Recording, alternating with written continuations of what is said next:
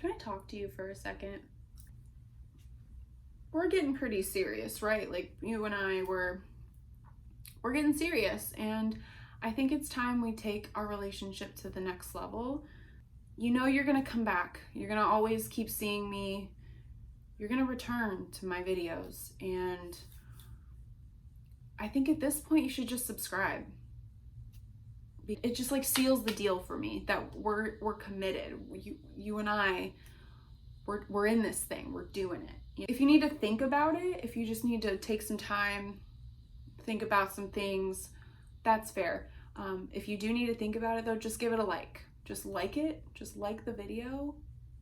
So that lets me know, like, okay, you need space. You just need some time. The next video you'll subscribe. But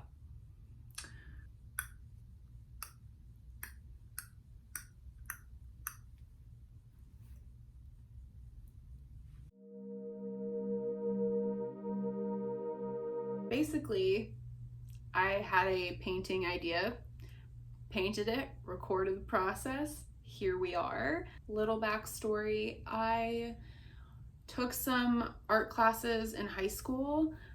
I think I might have done 5 or less paintings. I really did not paint a whole lot, and they all looked like they were done by an inexperienced high schooler. And it wasn't until about 3 years ago I just tried to tackle this painting. I'd always been drawing for as long as I can remember, but I was just like, you know what? I'm gonna paint. I'm gonna paint today. And this was the piece that I did. And it was one of those moments where when I finished it, I could not believe that I actually did that. And it's no masterpiece. Look at it closely, you can see, the technique is not there. But the fact that I was able to produce that with little painting knowledge, and ever since then I've just been on this journey. I've been painting and using art as a form of therapy and meditation and self-expression and self-discovery. I think for my sanity, I'm not going to film every piece that I paint, but this was a good experiment and fun and a little interesting at times. Let's get into the video. All right, so we have this green background laid down, which I do end up changing about 3 times. But right now I'm just lightly kind of mapping out where I want everything to be, kind of BSing this abstract shape. I end up changing that as well. This was just kind of a chaotic process, I'm not gonna lie. Not very organized, not very strategic, but it's okay. That's how we learn, and we learn how to not do things. But yeah, I just, I took, I think, just gray paint and diluted it a little bit just so it's kind of light, but can still see where I want to put things. And part 1 of me just like doing something, I don't know why I did it this way, but I started off with the light, and then I kind of was putting the more shadowy areas on top, and yep, I don't know. We'll see. I don't know. It ends up being okay. It was just, I don't know.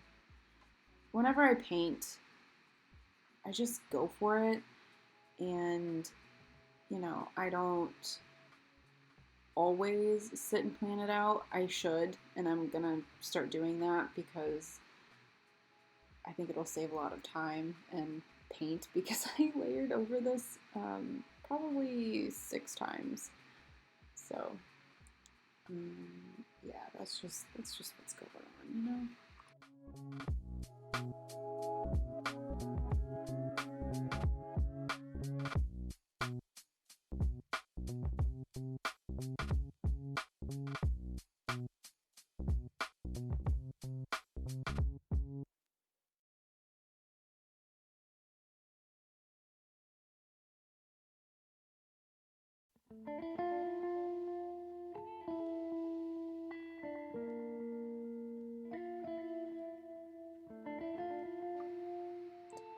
Okay, so looking back, I should have laid down this middle tone gray first and foremost. That's what I should have done. I don't know why I went about it this way. I just seriously self-sabotaged and made it way harder on myself, but again, made it through, persevered, layered and layered and layered and layered and retried and retried.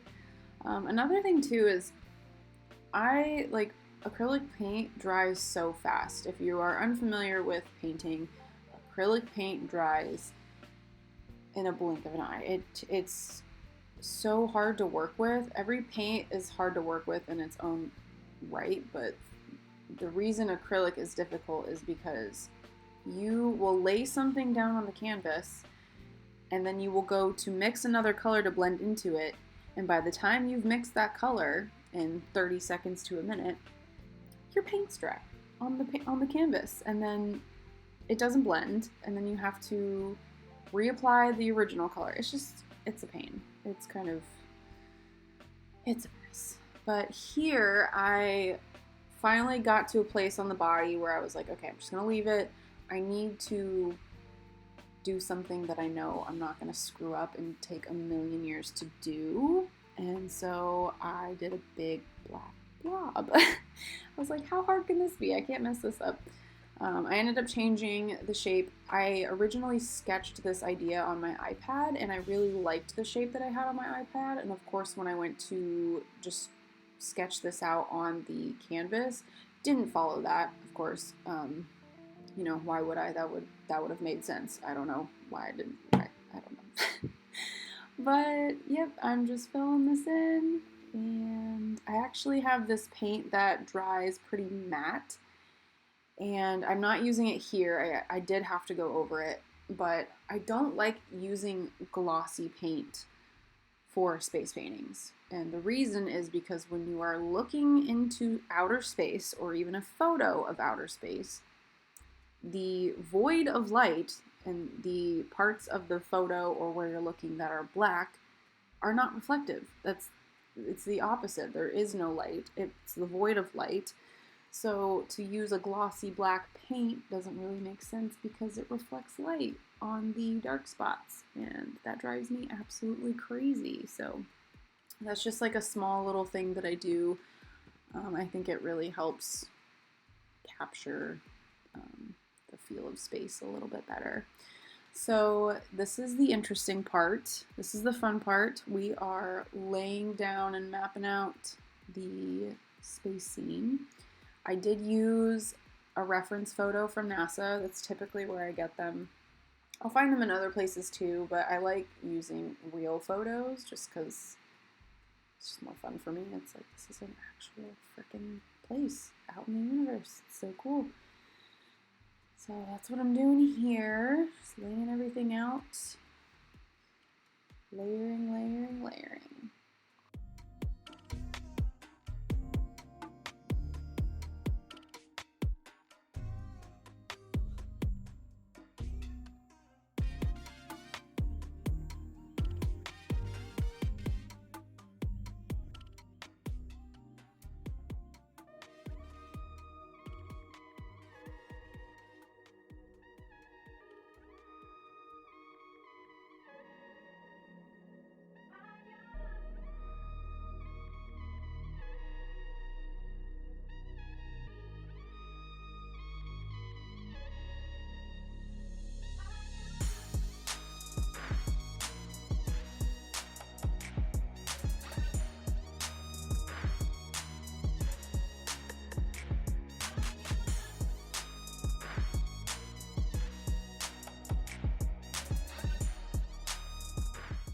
The biggest thing with painting space is layering and really focusing on layering the contrasts between highlights and shadows. Almost everything in space, like the subjects, at least that I paint, are made up of dust and gas clouds. Just very whimsical, lots of movement, so much layering, and I think what's most important to capture in any space painting is the depth. You know, this is something that is so just incomprehensibly huge and layered and dense and just, yeah, it's a lot. And when you're trying to take something that is so unbelievably three-dimensional and capture that three dimension on a two-dimensional surface, it's difficult. So as long as you're really trying to, I don't just make it feel like you're there, you know, bring it to life. You know, don't be afraid to really mess around with lights and darks. There's so many times in every space painting that I do where I'm like, oh crap, that was way too light. Like actually that right there, what I did, that was too light. And I ended up going in with that black color and bringing it down, fading it out a little bit. And it's just, it's fun. I don't know, it's something about it. Just all the layering and just slowly but surely bringing it to life.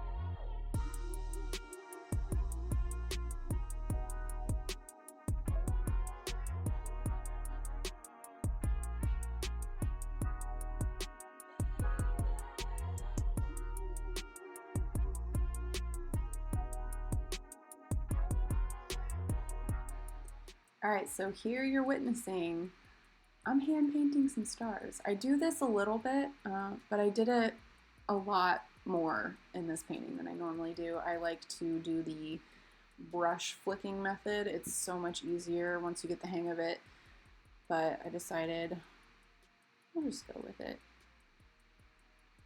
I had some patience for it, so I was going for it. And just flick this, flick, flick, flick, flick, flick. Yep, yep.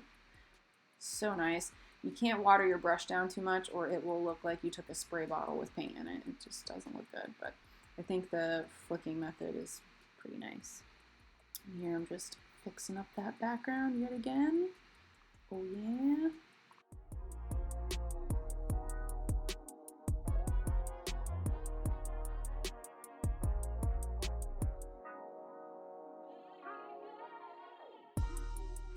So I decided the painting wasn't done. I wanted to fill some of the negative space with more of the spacing, so I just decided to put in some more abstract shapes and kind of use them as windows almost, so it's gonna still have the same spacing behind it.